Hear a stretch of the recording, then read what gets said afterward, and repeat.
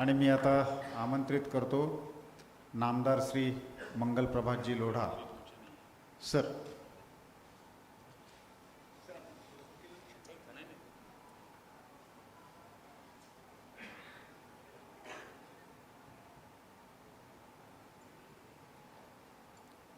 Maharashtra Chamber of Commerce Industries and Agriculture के अध्यक्ष मेरे मित्र माननीय Shri Lalit Gandhi ji, World Trade Centre के चेयरमैन और जो महाराष्ट्र के अंदर एक जाना पहचाना नाम है ऐसे श्री विजय कलिंत्री जी,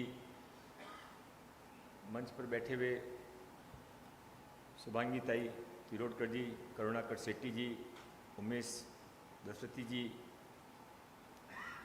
सुधाकर देशमुख जी, जांबड़ जी, मानगावे जी, कुणालकर जी और महाराष्ट्र के कोने कोने से आए हुए व्यापार और इंडस्ट्रीज़ को रिप्रेजेंट करने वाले मेरे भाइयों बहनों, मुझे बताया गया कि ये एजीएम है और हर साल होती है एजीएम आपकी, एनुअल जनरल मीटिंग हर साल हो गई, हर साल आप एजीएम करते हैं. लास्ट मीटिंग कहाँ हुई थी आपकी? बॉम्बे में होती है. अच्छा, वैसे शुरू से पहले इसका हेडक्वार्टर मुंबई के अंदर ही है? अच्छा, और ब्रांचेस कितनी है आपकी महाराष्ट्र में? 36 में ऑफिसेज है सब जगह. अच्छा, मतलब बड़ा सेंटर है आपका, बड़ा चैम्बर है ये. ऐसा है कि आज देश एक दौराए के ऊपर आकर खड़ा हो गया है.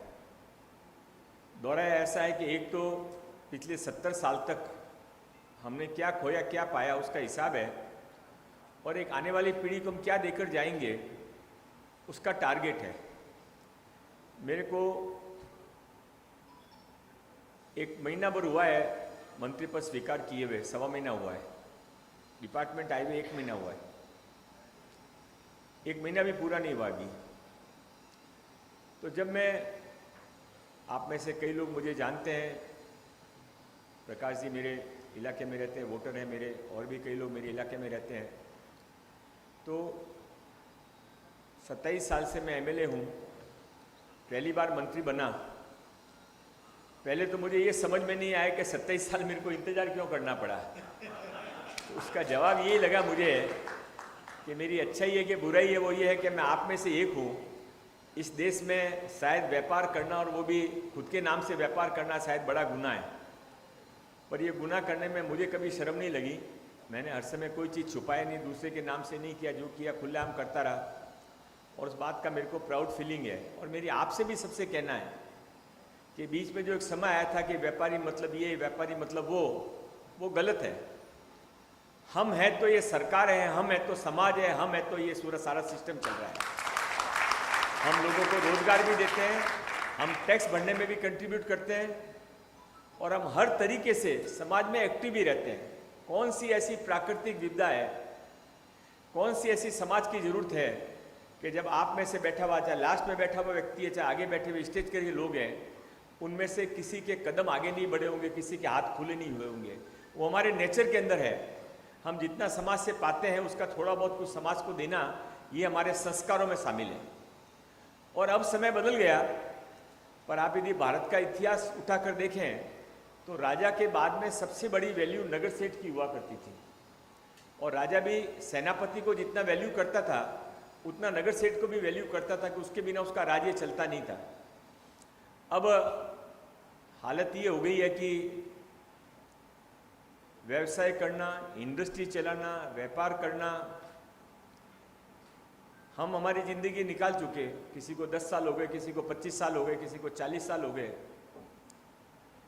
पर आने वाली पीढ़ी के पास में यदि और कोई ऑप्शन हो तो हम उसको जिद करके अपनी दुकान पे या अपनी फैक्ट्री में बिठा नहीं पाते. यूनियन वाला आ जाता है, कस्टम वाला आ जाता है, जीएसटी वाला नोटिस भेजता है, इनकम टैक्स वाला फ़ोन करता है, और कोई नहीं तो और कोई आके डराते रहते हैं. और इस देश में इतने कानून हैं कि कोई भी एक व्यक्ति ऐसा नहीं मिलेगा जो कहता है कि मैंने ज़िंदगी में कोई कानून नहीं तोड़ा हो. यहाँ कानून टूटते ही हैं. मुझे धीरूभाई अंबानी की एक बात बहुत अच्छी याद आती है, और वो उसके, मैं ज़िंदगी के अंदर जब मैं राजस्थान में हाईकोर्ट में प्रैक्टिस करता था, पिताजी हाईकोर्ट जज बन गए करके मेरे को मुंबई आना पड़ा. यहाँ पर मैं 1800 रुपये से मैंने मेरा जीवन स्टार्ट किया, 3 साल नौकरी करता रहा. और उसके बाद में मुझे लगा कि ये तो बहुत लंबा निकल जाएगा, पूरी ज़िंदगी निकल जाएगी, 1800 से ज़्यादा 18,000 पे पहुँचूँगा, 1,80,000 पहुँचूँगा। ये सपना लेके मैं मुंबई नहीं आया था। और इसलिए तब मैंने सोचा कि ऐसे तो मार खा खा के कब तक सीखता रहूँगा। तो मैंने करेंद्र जी कॉपी करनी शुरू कर दी। तो कॉपी में मैंने क्या किया कि जो सक्सेसफुल लोग हैं उनकी लाइफ की सक्सेस स्टोरी की एक दो लाइन पकड़ के उसमें ज़िंदगी आगे निकालना, ऐसे मैंने तय किया। मैं इतना समय 10-20 साल तक काम करूं, फिर उसमें जो तकलीफ आए उस तकलीफ से सीखूं, फिर आगे बढ़ूं, ये मैंने लगा ये मेरे बस की बात नहीं है। तो मैंने उस समय कुछ लोगों से अच्छी बातें सीखी थी, 2-3 बातें आप शेयर करूंगा। 2-3 स्पीकर आए नहीं। पहले मुझे लगा, मैंने ललित जी से कहा कि अपन 15 मिनट लेट शुरू हुए तो जरा 4 बजे आपका सेशन टाइम पे शुरू हो जाए, इसलिए मैं थोड़ा सोच रहा था जल्दी समाप्त कर लूँ, पर 10-15 मिनट का समय तो है मेरे पास बोलने के लिए। तो धीरूभाई अंबानी से मैंने क्या सीखा? धीरूभाई की लाइफ स्टोरी पढ़ी, आप में से कई लोग पढ़ी होगी। तो धीरूभाई अंबानी से मैंने ये सीखा कि धीरूभाई अंबानी बहुत ज़्यादा पढ़े लिखे होते, MBA करके आए होते, इंजीनियरिंग करके आए होते, वो वहाँ पर अमेरिका में पढ़े होते, तो धीरूभाई अंबानी इतने बड़े बिजनेस कभी नहीं बने होते। वो गुरु पिक्चर देखी है, आप में से कितने लोगों ने गुरु पिक्चर देखी है, धीरूभाई के ऊपर बनी है। तो उसमें वो अभिषेक बच्चन एक डायलॉग मारता है कि मैं ज़्यादा कानून वानून में समझता नहीं था, जो सामने आया उसने हाथ मिलाया तो हाथ मारा, हाथ नहीं मिलाया तो उसको जूता मारा, कभी चांदी का जूता मारा, कभी रियल जूता मारा, पर आगे बढ़ता गया। तो इस देश में ज़्यादा पढ़े लिखे होना व्यापार व्यवसाय इंडस्ट्री चलाने के लिए गुनाह है। आपको कम समझ है तो आप कर गुजरते हो, बाद में आपका स्टाफ वाला या ऑफिसर संभालता रहता है और आप आगे बढ़ते जाते हो, नहीं तो आप यहाँ से जाके रोड भी क्रॉस नहीं कर पाओगे। मैं आपको कानून तोड़ने के लिए नहीं कह रहा हूँ, और इतना जरूर कह रहा हूँ कि हर कीमत के ऊपर आगे बढ़ना ये अपने लाइफ का उद्देश्य होना चाहिए। सबकी लाइफ लिमिटेड है, कोई यहाँ पर ऐसा नहीं है। हाँ, ये जरूर है कि हम शमशान घाट में जाते हैं तब सब जीवन व्यर्थ लगता है, काय को इतनी माथाफोड़ी करते हैं, रात को 8 बजे उठ के फैक्ट्री भागते हैं, रात को 10 बजे फ़ोन करता है तो वापस चले जाते हैं। ये सब जीवन तो देखो शमशान घाट में आकर एंड हो जाता है। पर यह भी सच है कि घर पे स्नान करने के बाद में वापस उसी तरह से काम में लग जाते हैं। तो जीवन के अंदर हमारा ये कर्तव्य है कि हम पूरी जिंदगी अपनी बेस्ट परफॉर्मेंस करते रहें। ऐसा नहीं कि कभी अच्छा किया और कभी आराम किया, नहीं, छुट्टी पर गए तो वहां भी अपना बेस्ट करें, क्योंकि आपको ये अपना जिम्मेदारी ये समाज ने दिया है हमको। दूसरी बात मैंने एक ओनासिस से सीखी। ओनासिस का नाम भी आप लोगों ने सुना होगा। जो रॉबर्ट कैनेडी अमेरिका का राष्ट्रपति था, उसकी वाइफ थी जैकलीन कैनेडी। जैकलीन कैनेडी उस समय दुनिया की सबसे खूबसूरत महिला गिनी जाती थी। और कैनेडी के मरने के बाद में उसने ओनासिस से शादी की थी। ओनासिस की लाइफ स्टोरी ऐसी थी कि बहुत गरीब, एकदम गरीब, और उसके पिताजी ने उसकी माँ को छोड़ दिया, माँ ने दूसरी शादी कर ली, वो सड़क पर आ गया। पर उसकी लाइफ स्टोरी कभी मौका मिलेगा तो पढ़ा के देखिए, बहुत सारे चैप्टर्स हैं। मैंने जो 4 लाइनें उसमें से निकाली, उसका ये कहना था कि मैं फुटपाथ पर सोता था, पर न्यूयॉर्क शहर का जो सबसे अच्छा फुटपाथ होता था उस पर जाके सोता था। मैं गाड़ियाँ धोता था, पर जो सबसे महंगी गाड़ी होती थी वो गाड़ी जाके धोता था। मैं बचा कुचा खाना खाता था, पर ऑर्डनरी होटल का नहीं, जो न्यूयॉर्क का सबसे अच्छा महंगा होटल था उसका बचा हुआ खाना मैं खाता था। तो उसमें से मैंने ये सीखा, लाइफ में जो भी करो बेस्ट करो, बेस्ट से कम कुछ मत करो। पैकेजिंग करो तो बेस्ट करो, डिजाइन करो तो बेस्ट करो, जो आपका प्रोडक्ट बनाओ तो बेस्ट बनाओ। बेस्ट के लिए अपना आप लाइनें लगती है। जो कॉमन काम करने की लाइन है वहाँ बहुत बड़ा घेरा है, पर पहाड़ के अंदर जैसे नीचे बहुत सारे लोग खड़े हो जाते हैं, उसमें आप और मैं भी जाके खड़े हो जाएंगे, कोई चिंता नहीं करेगा। पर यदि ऊपर चढ़ना है तो पहाड़ की चोटी की तरह जीवन निकोला होता जाता है और कम कम कम कम लोग आने जाते हैं। ऊपर वही पहुंचता है जो बेस्ट परफॉर्मेंस करता है। सो लाइफ के अंदर बेस्ट परफॉर्मेंस करने का, बेस्ट लोगों को चूज करने का कभी मौका छोड़ना नहीं चाहिए। और मैंने एक बात प्रमोद महाजन जी से भी सीखी। प्रमोद महाजन जी कहा करते थे कि भारत के अंदर 15-15, 20-20 साल का एक पीरियड आता है। आपने मेरे को जो सब्जेक्ट दिया उससे अलग हटकर बात कर रहा हूँ, चलेगा ना? सब्जेक्ट आपने दिया था स्किल का, स्किल बहुत ड्राइव, आपको मिलना वो बड़ी बात है। स्किल तो वही स्किल है हमारी, वो भी बात करूंगा आपको। लास्ट 10 मिनट आपके उस 5-7 उस पर भी दूंगा मैं आपको। ऐसे नहीं तो आप लोगों के ये तो समझे नहीं, कुछ ऊपर ऊपर बोल के चले गए। ऊपर नहीं बोल रहा हूँ, यहाँ से बात कर रहा हूँ। तो प्रमोद महाजन जी ने एक बात कही थी कि भारत के अंदर सर्कल्स आते हैं, कभी 15-20 साल क्या आया तो लाइसेंस कोटा राज चला, जिसके हाथ में लाइसेंस मिल गया, वो बिरला जी की कौन सी एल्यूमिनियम की कंपनी चलती है ना, क्या नाम है उसका, हैं, हिंडाल्को। अब हिंडाल्को को लाइसेंस मिल गया तो हिंडाल्को को कुछ नहीं करके भी हिंडाल्को सबको हवा में टॉप पे चलता रहता है। तो 15 साल हिंडाल्को का राज चला, ऐसे लाइसेंस का राज चला। फिर क्या चला राज, तो फिर राज चला लाइजनिंग का राज चला। दिल्ली के सारे hotel, 5 star hotel liaison agent से भरे हुए रहते थे, जिसको भी काम कराना वहाँ पर चले जाओ वो लाइजन एजेंट काम करके देते थे। फिर 15-20 साल ऐसा आया कि तब किसका राज चला, तब इंफॉर्मेशन का राज चला, कि जिसके पास में सबसे ज़्यादा इंफॉर्मेशन है, दुनिया में क्या चल रहा है, भारत में क्या चल रहा है, क्या होने वाला है, उसका राज चलेगा। और अब जो राज आया है अगले लास्ट 15 साल का, प्रमोद जी के जाने के बाद का जो राज मैं समझ रहा हूँ, वो पीरियड किसका है, तो वो मैन पावर का पीरियड है। आज दुनिया में आपको सब कुछ मिल सकता है, बैंकें आपके पीछे पीछे घूमेंगी कि हमारा लोन ले लो, शायद आपको ज़मीन भी MIDC कहेगी कि हमको थोड़े पैसे लोन ज़मीन भी ले लो, सब कुछ आपको मिल जाएगा। कोई कहेगा कि मेरे लिए तू माल बना दे, कोई कहेगा तू मेरा माल तू खरीद ले, पर लोग अच्छे नहीं मिलेंगे। आज की डेट में सबसे इंपॉर्टेंट मैन पावर हो गया है। जिसके पास में अच्छा मैन पावर है उसको पकड़ के रखो, खुद रिक्शे में चले जाओ पर उसको गाड़ी में छोड़ने को बोलो। जो अच्छा मैन पावर रहेगा उसके पास वो आगे बढ़ेगा। धीरूभाई अंबानी के 2 बेटे थे, अनिल अंबानी जी, मुकेश अंबानी जी। धीरूभाई को समझ आ गया था अपने जीवन के अंदर कि आगे मेरे जाने के बाद क्या होने वाला है, तो उन्होंने पैसे तो जरूर दोनों को आधे आधे बांटे, पर जो उनका बेस्ट मैन पावर था वो धीमे धीमे मुकेश अंबानी जी के साथ चला गया। उसके बाद क्या हुआ आज उसके बारे में मैं कमेंट नहीं करता हूँ, पर आप सबको समझ है। So man power is the very important factor in today's life. ये मैं 4-5 जीवन के अंदर, मुझे लगता है कि मैं स्वयं का बखान करने के लिए नहीं है, पर मुझे ज़रूर ये बात शेयर करनी चाहिए। मुझे इस बात में कभी शर्म नहीं आती है बोलते हुए कि मैं 3 साल बस में घूमता रहा, फिर मेरे पिताजी के वहाँ से जयपुर से पुराना स्कूटर लेकर आया, मेरे ससुराल के दिए हुए 1 रूम किचन फ्लैट में मैं 12 साल तक बाइकला में रहा। पर जीवन के अंदर ये 5-7 प्रिंसिपल मैंने बड़े बड़े पकड़े, छोटे छोटे तो बातें आती गई, चलता गया। और जीवन में 2 प्रिंसिपल और थे, मैं आपके मित्र समझ के आपके साथ शेयर कर रहा हूँ। एक तो दिमाग का इस्तेमाल कम करो, दिल का इस्तेमाल ज़्यादा करो। दिल हर समय सच बोलता है, दिमाग तो घुमा देता है। और दिल से जब कोई काम बात करते हो तो याद नहीं करना पड़ता कि किसको क्या कहा था। 20 साल पहले भी कोई आके कहेगा तो आप बोल सकते हो नहीं ये बात मेरे मुंह से नहीं निकली, क्योंकि मुझे मालूम है कि मेरा दिल क्या कहता है। और एक अंतिम बात और सीख लेनी चाहिए कि जीवन में भगवान के अलावा किसी से मत डरो। जो आप यदि मन में सच्चे हैं तो कोई बड़े से बड़ा ऑफिसर आ जाए, कोई पॉलिटिशियन धमकी दे दे, कोई आपको प्रेस वाला कुछ कह दे, कोई ऑफिसर आपको कुछ बुलाकर नोटिस पकड़ा दे, कुछ घबरने डरने की जरूरत नहीं है। हमारे जैसे लोग भी 2 पाँव वाले 2 हाथों वाले इंसान हैं। हम यदि जीवन के अंदर मेहनत करके आगे बढ़ना चाहते हैं तो दुनिया की कोई ताकत हमको रोक नहीं सकती, और आप उनमें से एक हो। You are the leader of the industries, इसलिए आप यहाँ पर आए हो। Everybody of you represent some institute, some industries और समवन। नहीं तो आप ऑल द वे मुंबई पे यहाँ पर आते नहीं थे। अभी मेरा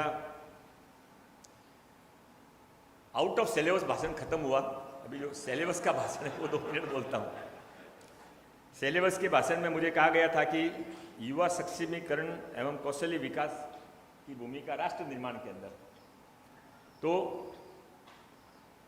परसों निर्मला जी ने, इकोनॉमिक टाइम्स आप में से कोई पढ़ता होगा, तो निर्मला सीतारमण जी ने एक अच्छी बात कही थी परसों।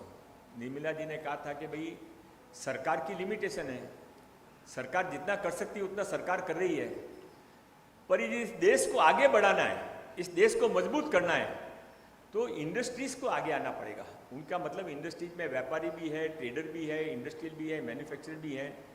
और उन्होंने ये भी एक शब्द यूज़ किया था कि आप में इंडस्ट्रीज एसोसिएशन में कितनी ताकत है, ये आप हनुमान की तरह मत करो कि हनुमान में कितनी ताकत है। हनुमान को पता नहीं, किसी और को जाके उसको बताना पड़ा था कि आप में इतनी ताकत है। तो उन्होंने भी कहा था कि मैं आपको बताने के लिए नहीं आई हूँ कि आप में कितनी ताकत है, पर आप में बहुत ताकत है। यदि देश बदलेगा तो सरकार देश नहीं बदल सकती है, देश आम जनता बदल सकती है। यू आर आम पब्लिक।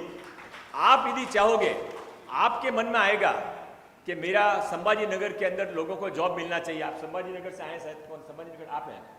कल परसों हम संभाजी नगर के अंदर बड़ा एक महारोजगार मेला कर रहे हैं। पूरे महाराष्ट्र के अंदर हमारी कल्पना है ललित जी आपने मेरे को कहा था आपको आना पड़ेगा, वादा निभाना पड़ेगा, मैं समय पर आ गया। अभी मेरा भी आपको कहना है, आपको भी मेरी बात माननी पड़ेगी, वादा निभाना पड़ेगा। और वो वादा क्या है? महाराष्ट्र सरकार ने ये कहा है कि इस साल हम 5 लाख लोगों को नौकरी देंगे। अभी हमने तो भाषण ठोक दिया, अभी आप लोगों को पूरा करना है।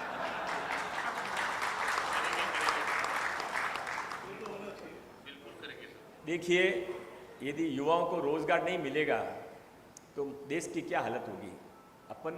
हम एक ज्वालामुखी पे आके खड़े हो गए। आप समझिए, माँ बाप जाते हैं, बहुत मुश्किल से अच्छी स्कूल में एडमिशन कराते हैं, उसको 4वीं पास हो गया, 8वीं पास हो गया, खुश होते हैं। कॉलेज के लिए फिर किसी के पास जाते हैं, एक चिट्ठी लिख के दे दो जी यहाँ पर एडमिशन कराना है, एडमिशन करा लेता है। ITI कराते हैं, इंजीनियरिंग कराते हैं। उसके बाद क्या? उसके बाद में उसको नौकरी नहीं। उसके बाद क्या हालत होगी? आज 1 लाख बच्चे, पढ़े लिखे बच्चे बिना रोजगार के घूम रहे। ऐसा नहीं कि वो काम नहीं करना चाहते, काम नहीं करना चाहते तो उस कोर्स में एडमिशन भी नहीं लेते, और एडमिशन लेते तो पास भी नहीं होते थे। वो पास हुए, काम करके बाहर आए। आगे नेक्स्ट स्पीकर आगे हैं क्या? आप मेरे को इशारा कर देंगे, मैं 2 मिनट में समाप्त कर दूंगा। तो महाराष्ट्र के युवाओं को रोजगार चाहिए, सरकार की लिमिटेशन है। मेरा आपसे 2 निवेदन है। आज तो गवर्नमेंट के पास में एक ब्यूरो है, एम्प्लॉयमेंट ब्यूरो, उसकी भी थोड़ी आप मदद लीजिए, उसमें आपकी वैकेंसी रजिस्टर करवाइए। और दूसरा मेरा आपसे कहना है कि आपने जैसे बताया कि आपकी हर डिस्ट्रिक्ट के अंदर आपका ऑफिस है, आप क्या छोटा छोटा स्किल सेंटर खोल सकते हैं क्या? आपकी पसंद का खोलिए। मुकेश भाई ने वहाँ घनसोली के अंदर एक बड़ा स्किल सेंटर खोला है। तो वो बहुत समझदार आदमी है। वो क्या कहते हैं, भगवान सबका भला करे पर शुरुआत मेरे से करे। तो उन्होंने क्या किया है कि जो स्किल सेंटर खोला है, उस स्किल सेंटर में उनका जो बिजनेस है उसके संबंधित लोगों को वो इंक्यूबेटर के नाते जगह देते हैं। वो बच्चे आते हैं वहाँ पर, उनका जो काम चलते हैं, जियो का काम हो, पेट्रोकेमिकल का काम हो, जो कुछ उसके स्टार्टअप आते हैं उनको वो जगह देते हैं। साल भर वो बच्चे वह काम सीखते हैं। उसके बाद में उनको जिसको अच्छे लगते हैं, जिन लोगों को वो अच्छे लगते हैं, जिनको वो अच्छे, आपस में एक दूसरे का जम जाता है तो उनको आगे काम मिल जाता है। बाकी लोग अपनी दुनिया खुली।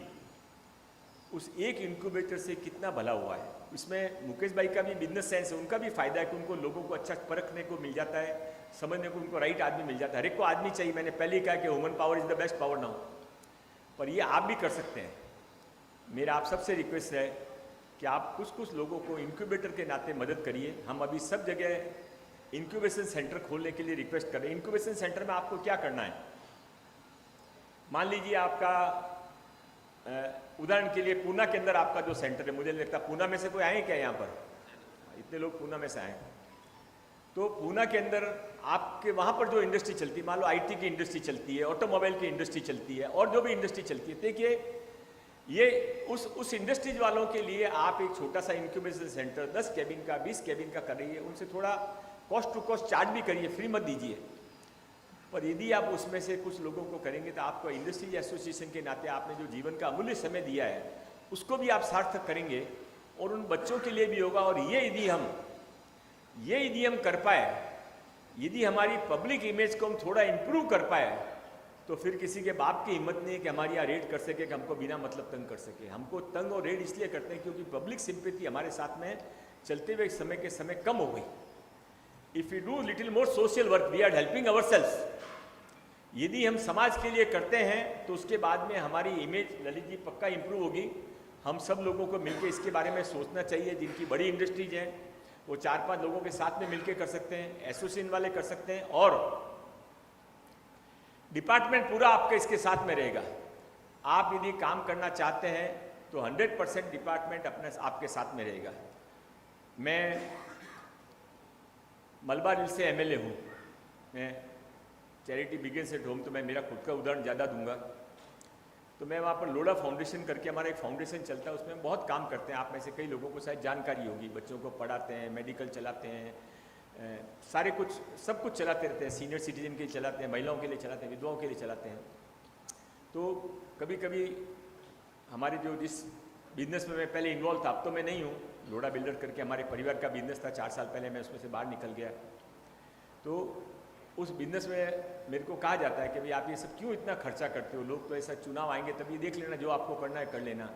तब मैं उनको बात एक समझाता हूँ, उनको मैं कहता हूँ कलंत्री जी कि जो मलबारी के लोग हैं ना, ये हर वोटर की आंख में एक एक्सरे मशीन लगी रहती है।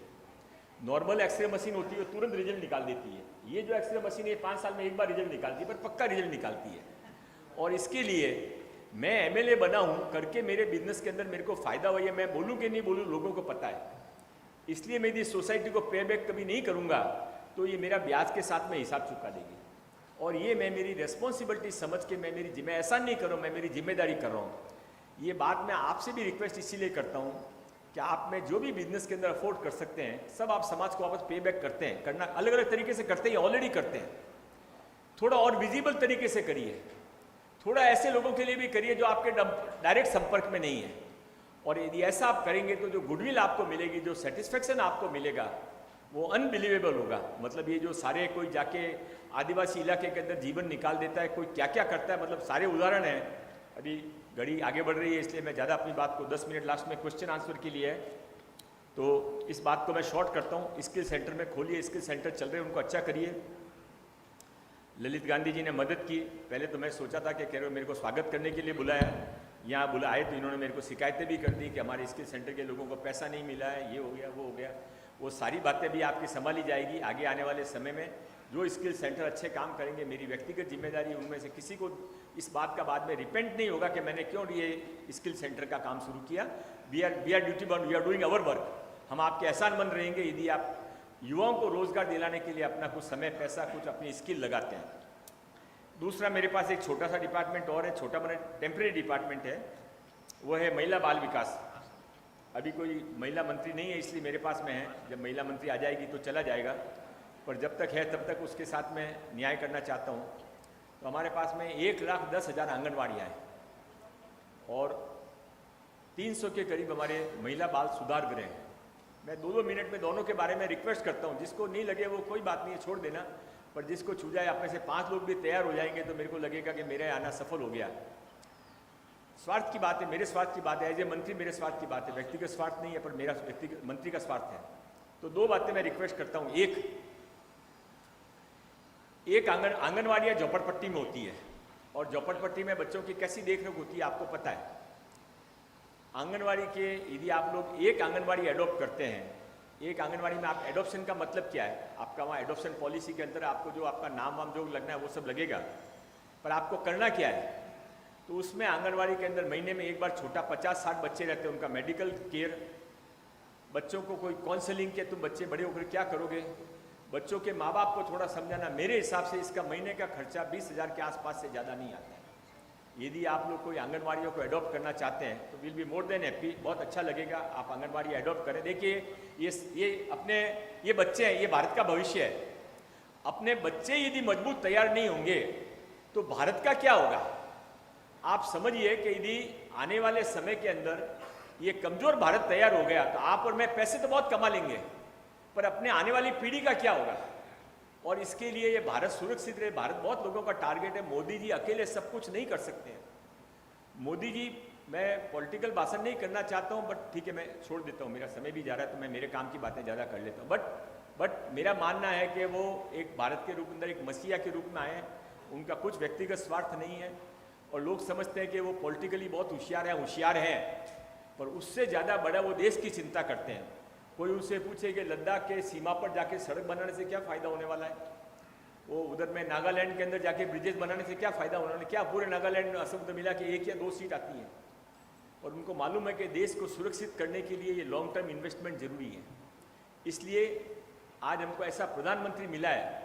अपन लोग पहले भी फॉरेन जाते थे, थोड़ा बहुत तो फॉरेन में अपनी रेपुटेशन चेंज हुआ है ना, साला मैं तो साफ बन गया, अभी से फीलिंग आती है ना। तो थोड़ा जरा ये रेपुटेशन, ये जो स्ट्रांगनेस आई है, स्ट्रांगनेस की फीलिंग आने वाली पीढ़ी तक भी जाए।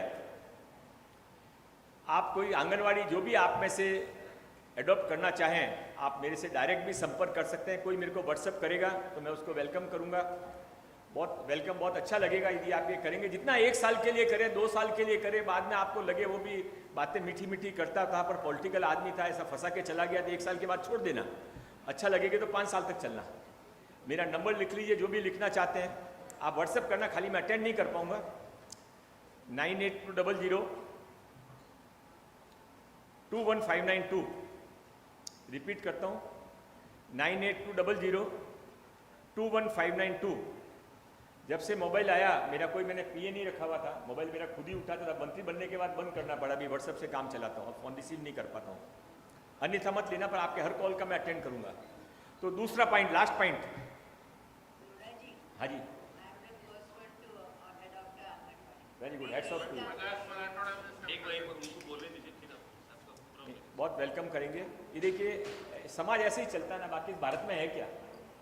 तो मेरा लास्ट पॉइंट, एक अपने यहाँ महिला बाल सुधार गृह होते हैं जहाँ पर ऐसी बच्चियाँ जिनका कोई नहीं है वो रखी जाती हैं, ऐसी बच्चियाँ जो रोड पर पाई जाती है वो रखी जाती हैं, ऐसी बच्चियाँ जो 18 साल से छोटी हैं और उनको जेल में नहीं रख सकते उनको रखी जाती हैं, और ऐसे बच्चे भी रखे जाते हैं।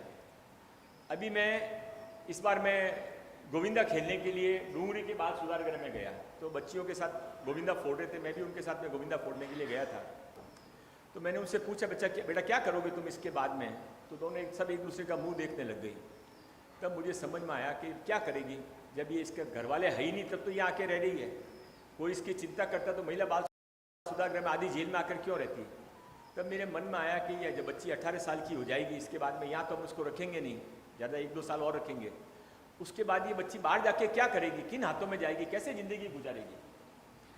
और आप कल्पना तो करिए, ऐसी सैकड़ों बच्चियाँ हैं जिनका कोई नहीं है, और वो बाहर जाके बाद में, I don't want to comment on it, पर यदि हम में से कोई आपकी संस्था के नाते भी महिला बाल सुधार गृह के अंदर बच्चियों के लिए स्किल सेंटर शुरू कर सके, स्किल सेंटर में कोई उनको मेहंदी बनाना सिखा दे, कोई ब्यूटिशियन का कोर्स करना सिखा दे, कोई कंप्यूटर चलाना सिखा दे, कोई खाकरे बनाने सिखा दे, कुछ भी सिखा दे। यदि उनको महीने का 15-20 हज़ार 25 हज़ार की कमाई करनी आ गई तो बाहर निकलने के बाद उनको लड़का भी मिल जाएगा, क्योंकि लड़कों को भी ऐसी लड़की चाहिए जो खुद भी कुछ कमाती हो, और कभी उनको 1 साल 2 साल 3 साल वेट भी करना पड़ा तो उनको साथ अन्याय नहीं होगा, क्योंकि वो स्वयं की रक्षा करने की समर्थ होंगी। ये 2 बातें मैं आपसे ज़रूर करना चाहता हूँ। बाकी आप में से जो भी इसके बारे में संपर्क करना चाहें मेरे को व्हाट्सअप करेंगे, मैं ज़रूर किसी न किसी को आपके साथ में जोड़ दूंगा। इतना पुराना 95 ईयर पुराना ये आपका संगठन है, और जिन लोगों का आपने नाम लिया, गरवारे जी का, बालचंद जी का, क्या क्या लीजेंड थे वो, मतलब दे आर पायनर्स। हम तो आप तो उनके सामने कुछ भी नहीं है। तो ऐसे लोगों ने ये संगठन बनाया है, और उस संगठन के अंदर आप हैं। तो उस संगठन के अंदर से जिसका भी थोड़ी सहूलियत हो, आज हो, 6 महीने बाद हो, 5 साल के बाद हो, पर मन में विचार करिए कि आप करते ही हैं, फिर भी एडिशनल और विचार करिए, हम सब मिलकर अच्छा काम कर सकें। पर्यटन भी मेरे पास में एक है, पर पर्यटन के बारे में आपसे ज़्यादा कुछ कहने को मेरे पास में नहीं है। कोई आप में से, मुझे लगता नहीं कि कोई टूर ट्रेवल से कनेक्टेड लोग हैं, पर ठीक है, हम एक ज़रूर आपको बाद में इनवाइट करेंगे। इस बार हम 13 फरवरी को छत्रपति शिवाजी महाराज के जन्मदिन के दिन सिवनेरी किले के ऊपर एक बड़ा भव्य उत्सव कर रहे हैं 3 दिन का, जैसे कच्छ रण में माननीय मोदी जी करते हैं, अजंता एलोरा का होता है। उस समय हम आप सबको इन्वाइट करेंगे। आप में से जो भी लगे आइए। हमारी बहुत टूरिस्ट में की बहुत बड़ी परंपरा है। हमारे पास किले हैं, हमारे पास अष्टविनायक हैं, हमारे पास में लेडीज हैं, हमारे पास में वाटर बॉडीज हैं, हमारे पास में क्या क्या नहीं है। अपने जो मतलब अभी ये कास पठार का परसों हम ई बस सेवा शुरू कर रहे हैं। कास पठार आप में से पता नहीं कोई गया हुआ कि नहीं गया हुआ, सतारा के पास में, तो वो स्विट्जरलैंड से भी ज़्यादा सुंदर जगह है। तो बहुत कुछ है हमारे पास में, पर we are not able to market it till now. आइए मुथा जी, आइए, बैठे प्लीज। हितेश भाई मुथा ने, ये उनके लड़के हैं, इनको हितेश भाई मुथा का बहुत आग्रह था कि मैं इस कार्यक्रम में आऊँ। बैठिए, बैठो बेटा, बैठो प्लीज, बैठो। 10 मिनट क्वेश्चन आंसर के हैं। मैं मेरी बात को समाप्त करता हूँ। शुरुआत में जो बोलना चाहिए अंत में बोलता हूँ। देरी से आने के लिए आपसे क्षमा चाहता हूँ, क्योंकि जितना मेरा समय इम्पोर्टेंट है उससे ज़्यादा आपका समय इम्पोर्टेंट है। और अपनी बात समाप्त करने से पहले आपने मुझे यहाँ बुलाया, सम्मान किया, सबसे मिलने का मौका दिया, इसलिए सारी एसोसिएशन का मन से धन्यवाद। पर ये अपना मिलना, अपना बातचीत करना एजीएम तो एजीएम नहीं हो, बीच पे भी हम एक दूसरे की मदद कर सकते हैं, ऐसा मान के चलता हूँ। बहुत बहुत धन्यवाद। हम सब लोग इतने सालों से व्यापार उद्योग में काम करते, हमने पहले कोई मिनिस्टर देखे होंगे जिन्होंने पब्लिकली अपना मोबाइल नंबर दिया हो। इससे आप समझ सकते हैं कितने डाउन टू अर्थ है। भारत के सबसे बड़े शख्स के रूप में जाने वाला व्यक्ति एकदम डाउन टू अर्थ हम सबसे जुड़ा हुआ है और समाज से छोटे से छोटे व्यक्ति की इन्हें चिंता है। आपने जो अपेक्षा व्यक्त की है, आपके आने के पहले ही हमने आज मैनेजिंग कमेटी में रोजगार मेला का प्लानिंग डिस्कस किया है। हम बिल्कुल आपके साथ जुड़ के इसमें जितना भी हो सके ट्रेड इंडस्ट्री से हम ज़्यादा से ज़्यादा युवाओं को आपके माध्यम से जरूर रोजगार देने का प्रयास करेंगे। आपने जो भी सोशल कॉज के लिए हमें प्रेरित किया है,